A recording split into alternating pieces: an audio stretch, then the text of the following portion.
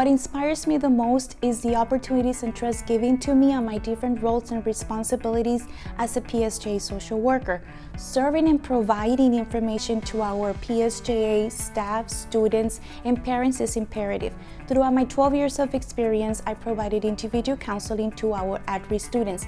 Needless to say, addressing relevant issues in the areas of social services, addressing the behavior, attendance, grades, guidance, and counseling to enhance a better quality of life and education to our PSJA communities, to remove barriers and build a stronger bridge of success. I love what I do. I'm part of the PSJA family, and this is how PSJA inspires me.